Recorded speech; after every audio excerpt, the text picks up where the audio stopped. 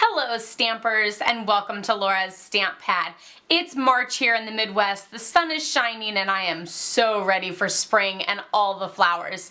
Okay, so I know I'm a flower lover with all my stamps anyway, but this little daisy card is super cute. So I just wanted to show you how I got that fabulous texture and background using some punching and my spritzers. So I actually did this a couple different ways and I just wanted to show you the different variations that I did and what I came up with and kind of give you a little bit of a background to maybe not have you go through some of the same stuff, but also just to give you some design ideas as well.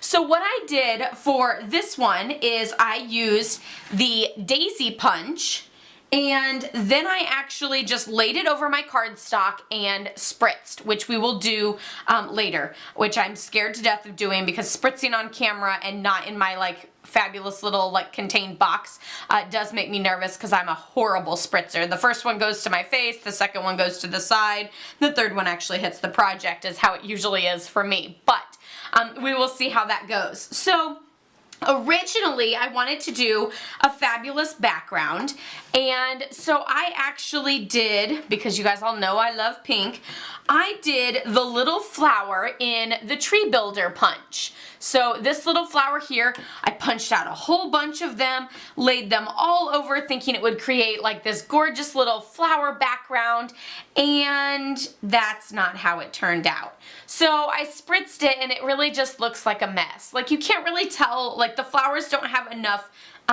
bump in their petal to really be able to tell that it's a flower, so it kind of just looks like a dot and it really didn't come out like that cute little background that I was hoping for.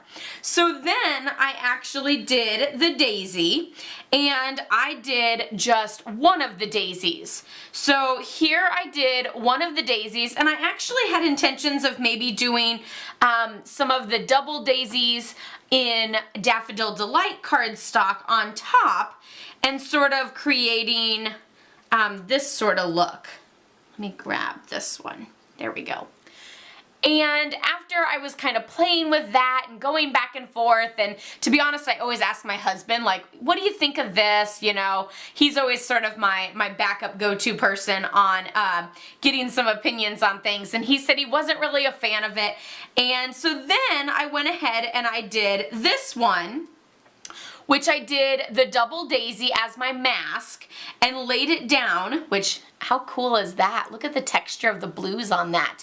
But laid that down and then went ahead and just added that yellow center and just left it as the background piece instead of actually doing a background with more additional flowers. I just used the background as you know, the main focal point and everything. So if you like these flowers, you could always do you know, little daisies like that and do the single petal. This one's also spritzed a little bit lighter. This one's a little bit darker. Again, that's one of those things that depending on how soon you stop on the spritzing of how dark or light it's gonna go. So the other thing I wanted to show is I actually spritzed, I don't know how well you can tell, I actually spritzed the centers of these. I used crushed curry cardstock and the little 3/4 inch circle punch, and I spritzed it with a little bit of Daffodil Delight and a little bit of pumpkin pie. So then that sort of gave it a little bit of texture, and it made it look like the center of the flower was a little bit more real. So I'm just going to push those aside and get a piece of regular Whisper White cardstock. So here's my Whisper White, which measures 4 inches by 5 1/4 inches. And we're gonna move things aside. I'm gonna bring in some major scrap paper that I can spritz all over. We'll set this down. We'll add the 2 masks that I've already created on either side, just like that. And I have Night of Navy and alcohol in my spritzer. So I might go light on this one just to be on the safe side. Or not. There, it's all over my hands. But I think it'll be okay. So there we have our flowers. And since it's alcohol, it'll dry really quickly, which is awesome for the impatient person in me. So there is our awesome little background.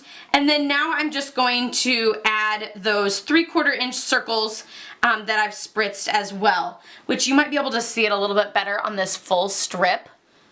And then I just did a full strip and then punched them rather than doing a whole bunch of individual little circles. So there you have that fabulous little daisy background. I added some of the crinkle ribbon here, and then the greeting I actually used with the Petal palette stamp set, which is this stamp set here. And I used this greeting, and then I even, since it has that little 3-petal flower there, I went ahead and added a little bit of yellow ink to that. So you can always use your Stampin' Blends or even one of your Stampin' Write markers to add in a little on that, whether it's Crushed Curry or Daffodil Delight or the lighter dark of the Stampin' Blends. So super, super fun. I hope you enjoyed this background. I will say, because of the alcohol sort of distorts the paper a little bit, you might want to use like some tear and tape or a really nice strong adhesive to adhere that to your card base, just to make sure that it stays you know, nice and strong to your card front and doesn't start to pull on the edges because of that distortion and everything there. So just a little tip there to use maybe a stronger adhesive, or be sure to use you know, like a nice secure amount there.